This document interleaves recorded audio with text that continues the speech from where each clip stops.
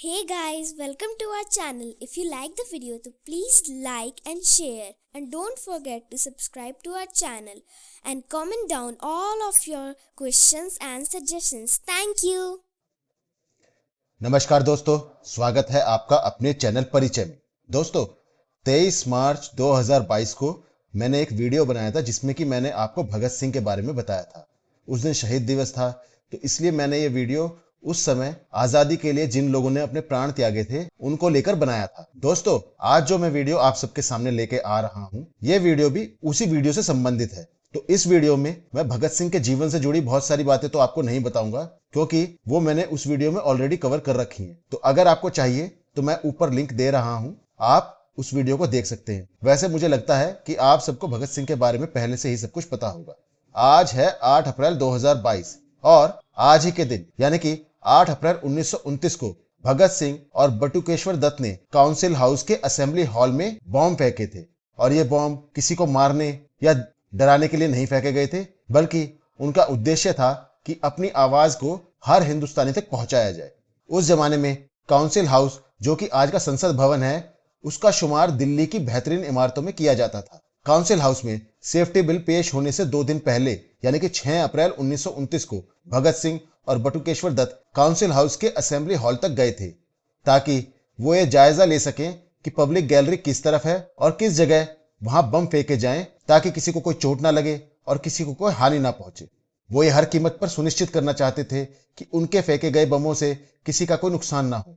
हालांकि trade dispute bill pass किया जा चुका था, जिसमें मजदूरों द्वारा की जाने वाली हर तरह की हड़ताल पर पाबंदी लगा दी गई थी। लेकिन पब्लिक सेफ्टी बिल पर अध्यक्ष विट्ठल भाई पटेल ने अभी तक अपना फैसला नहीं सुनाया था। इस बिल में सरकार को संदिग्धों को बिना मुकदमा चलाए हिरासत में रखने का अधिकार दिया जाना था। ये जो दोनों ही बिल थे, जैसे कि अगर हम एक डेमोक्रेसी में रहते हैं तो यहाँ हर किसी को अपना विरोध दर्ज करने का अधिकार है, आप प्रोटेस्ट कर सकते हैं। तो जो ट्रेड डिस्प्यूट बिल था, उसमें किसी भी मजदूर को कोई हड़ताल करने का हक नहीं था। मान लीजिए कि अगर उनके साथ कुछ गलत हो रहा है तो वो अपनी आवाज भी नहीं उठा सकते थे।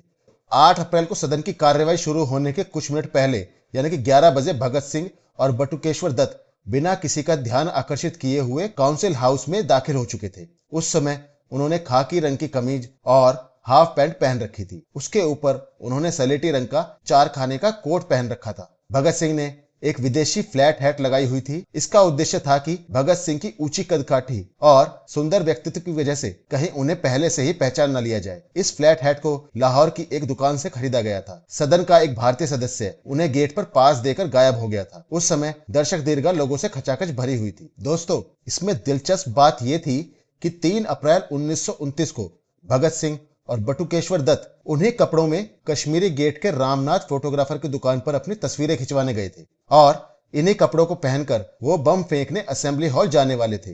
वो 6 अप्रैल को उन तस्वीरों को लेने दोबारा उसी दुकान पर भी गए थे। असेंबली भवन आने से पहले भगत सिंह ने अपनी एक जेब घड़ी अपने साथी जयदेव को दे दी थी। इस घड़ी का भी एक इतिहास रहा है।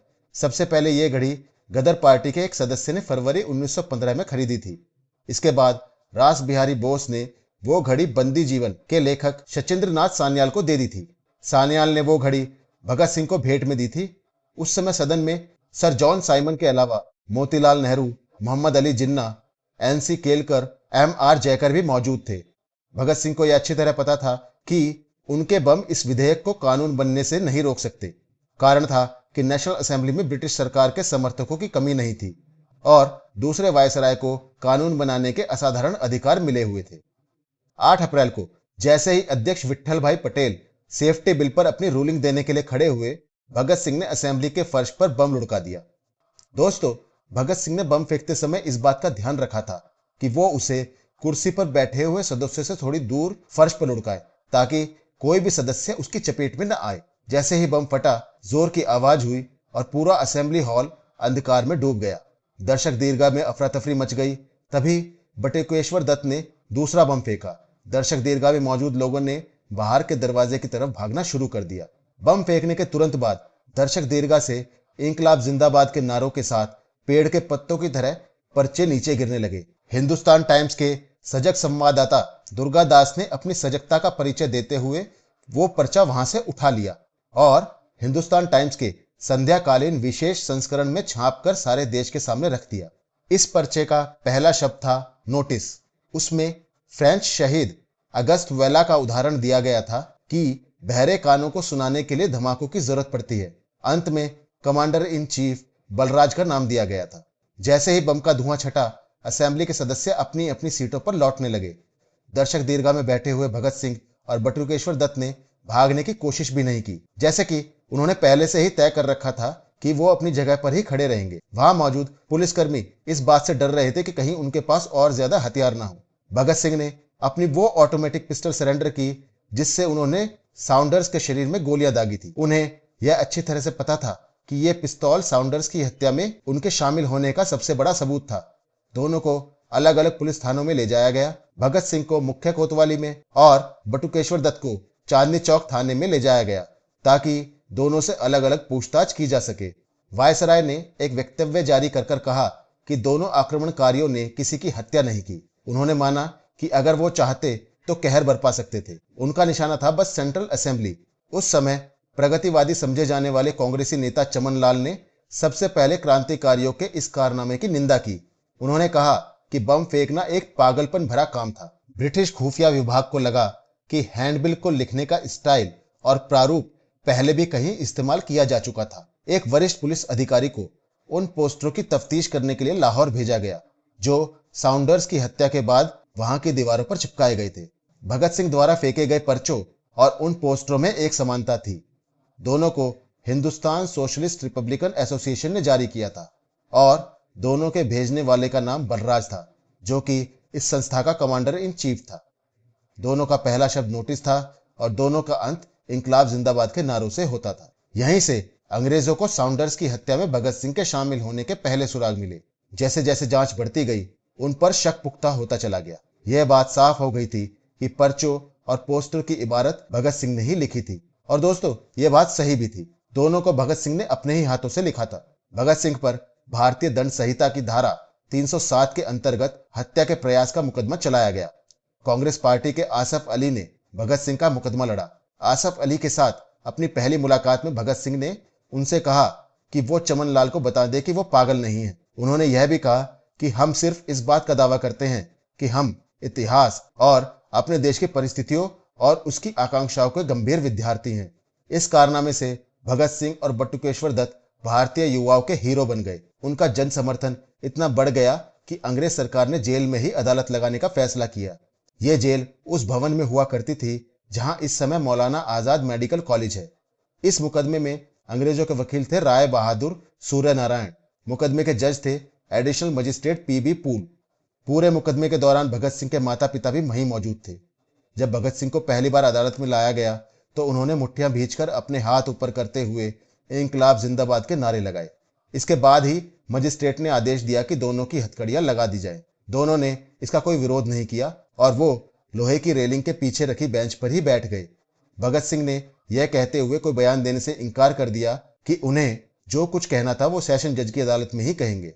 सरकार की तरफ से मुख्य गवाह थे सार्जेंट टेरी, जिन्होंने कहा कि जब भगत सिंह को असेंबली में गिरफ्तार किया गया था तो उनके पास से पिस्तौल मिली थी। भगत सिंह के खिलाफ कुल 11 लोगों ने गवाही दी। जिरह के दौरान ही यह बात सामने आ गई थी कि भगत सिंह और बटुकेश्वर दत्त अपनी एक जेब में बम तो दूसरी जेब में डेटोनेटर लेकर आए थे और वो जानबूझकर धीमे चल रहे थे कि कहीं बम में दुर्घटनावश पहले ही विस्फोट न हो जाए।